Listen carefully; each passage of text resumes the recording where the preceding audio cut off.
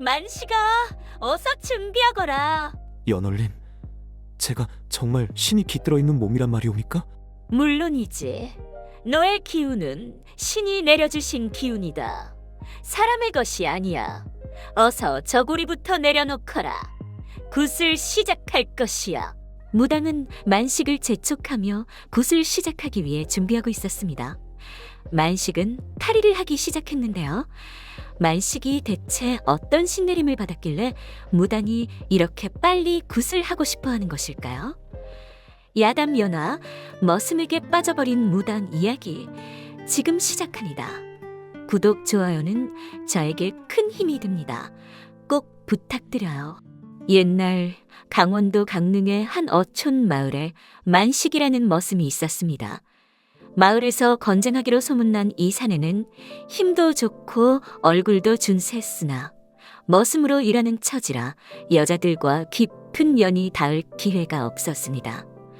어느 한여름 만식이는 더위에 지쳐 산 중턱 밭의 원두막에서 더위를 이기지 못하고 저고리와 바지를 전부 벗어 던졌고 깊은 잠에 빠졌습니다. 그때 마침 그 길을 지나던 무당 연월이 발을 멈추었습니다.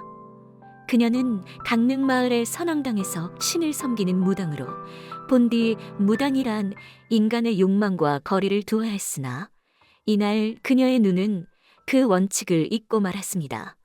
옷을 전부 벗어던지고 대자로 뻗어 깊은 잠에 빠진 만식이가 연월의 눈에 들어왔던 것이었습니다. 연월은 입술을 깨물며 만식이를 바라보았습니다. 예상치 못한 광경에 당황했지만 시선을 거두지 못한 채 숨을 삼켰습니다. 널찍한 어깨, 단단한 가슴, 그리고 만식이의 거대한 것이 눈에 들어왔습니다. 그녀는 얼굴이 화끈거려 고개를 돌렸지만 다시 슬쩍 힐끗거렸습니다. 마음속에서 이상한 기운이 피어올랐습니다.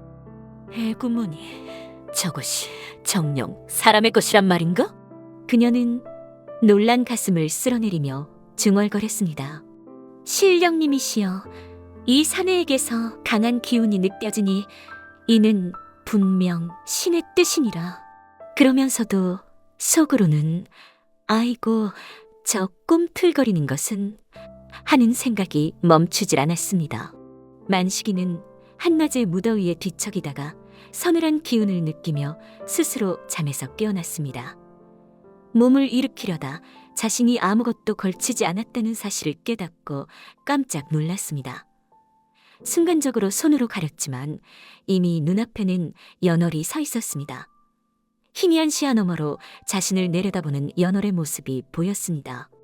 그녀는 당황한 듯 시선을 피했지만 얼굴은 붉게 달아올라 있었습니다. 단골레마님? 왜 여기? 연월은 당황하여 심각한 표정을 지으려 했으나 순간적으로 묘한 감정이 스쳤습니다. 한 생각이 머리를 스쳤고 그녀는 순간적으로 망설였지만 가슴 한편에서 속삭이는 목소리에 자신도 모르게 입꼬리가 올라갔습니다. 그래, 신께서 너를 점지하셨다. 내 몸이 지닌 기운이 너무 강하니 이를 다스릴 방도를 찾아야 하느니라. 그러니 나와 함께 당으로 가자. 거기서 모든 것을 바로잡아야 하네. 만식이는 어리둥절했지만 무당이 신의 뜻이라 하니 거스를 수도 없었습니다. 하지만 연월의 눈빛에는 어딘가 묘한 기운이 서려 있었습니다. 선왕당에 도착하자 연월은 만식이를 안쪽으로 이끌었습니다. 촛불이 은은하게 타오르는 방 안은 신비롭고도 기묘한 분위기를 자아냈습니다. 연월은 만식이를 앉히고 그의 얼굴을 바라보며 살며시 미소를 지었습니다. 만식아, 너는 신께서 점지한 사내라네. 내 몸에서 흐르는 기운이 보통 사람이 아니야. 만식이는 당황하며 뒷목을 급작였습니다. 저는 그냥 머슴인데요? 아니지. 신령님께서 내게 크나큰 사명을 주셨다. 이를 위해선 내 몸과 마음을 정화해야 하느니라. 연월은 부드럽게 만식이의 손을 잡았습니다.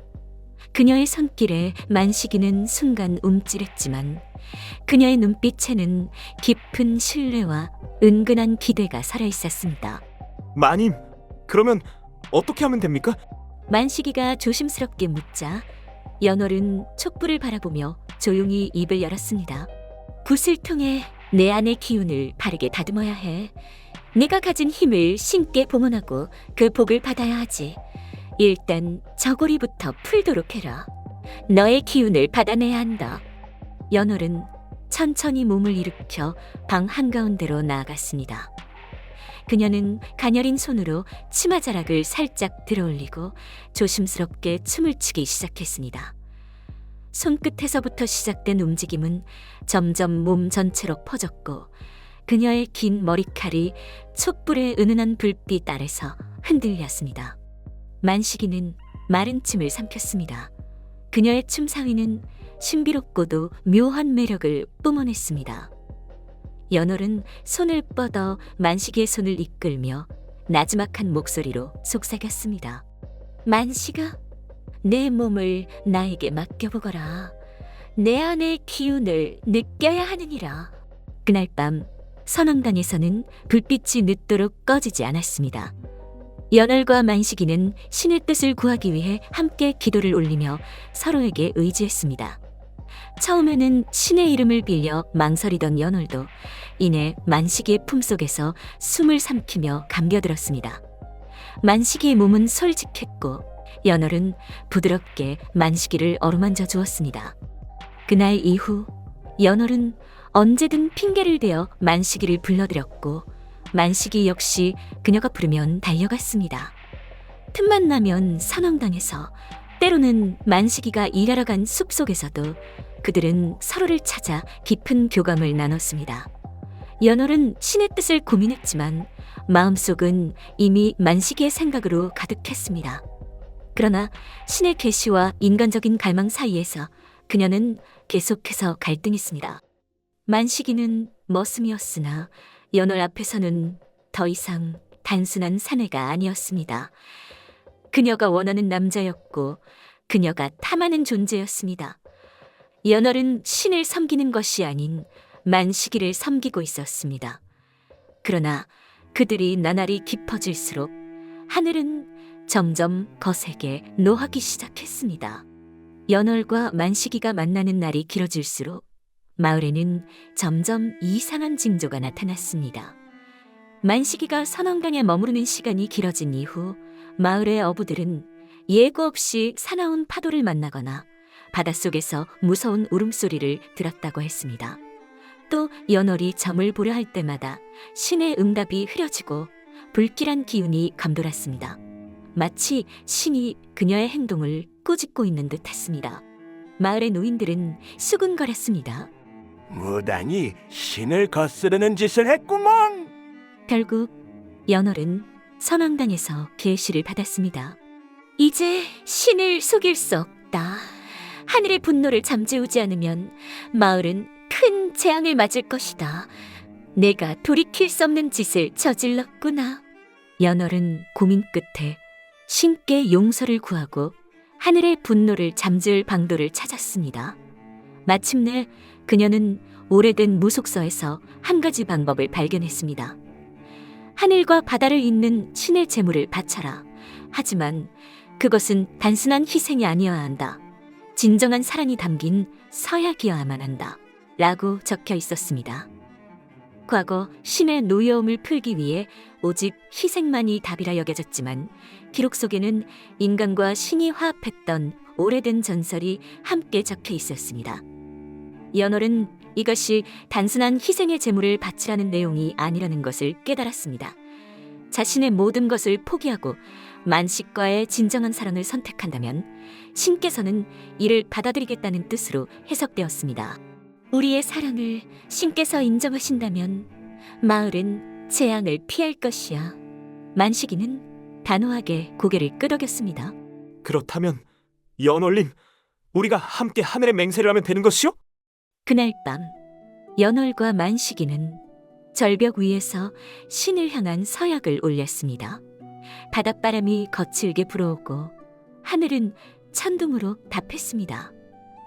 연월은 두 손을 모으고 외쳤습니다. 우리의 사랑이 거짓이 아니라면 하늘이 이를 받아주시옵소서. 우리는 신을 거스르지 않겠습니다. 다만 인간으로서의 삶을 살기를 원할 뿐입니다. 그 순간 하늘에서 거대한 번개가 바다로 내리꽂혔습니다.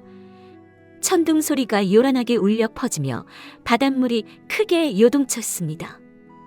연월과 만식이는 두 손을 꼭 맞잡고 하늘을 향해 간절히 기도하였습니다. 신이시여, 우리의 사랑이 진실하다면 이 땅과 바다를 용서하여 주시옵소서. 그 순간 요동치던 바다가 점차 잔잔해지기 시작했습니다. 하늘을 뒤덮었던 먹구름이 서서히 걷히며 한 줄기 달빛이 바닷물을 비추었습니다. 마치 신이 그들의 맹세를 받아들였다는 듯 바람도 서서히 잦아들었습니다.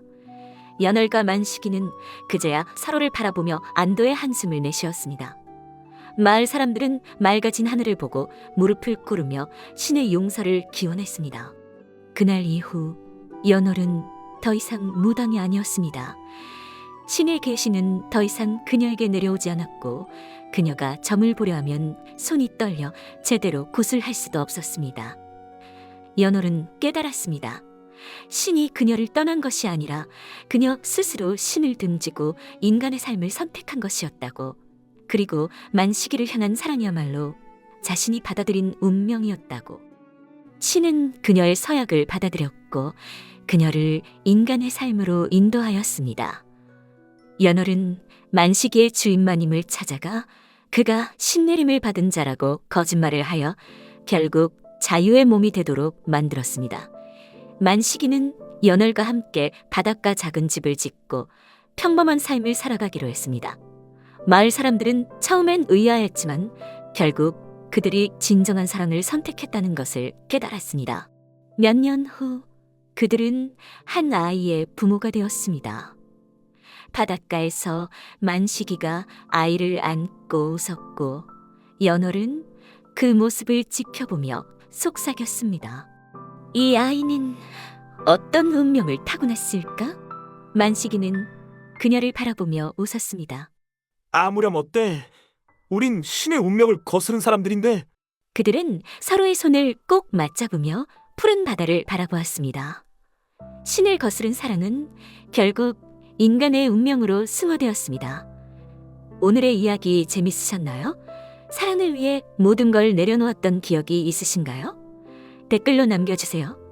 앞으로도 좋은 이야기로 찾아오겠습니다. 구독과 좋아요, 알림 설정 눌러두시면 여러분이 가장 먼저 만나보실 수 있습니다. 감사합니다.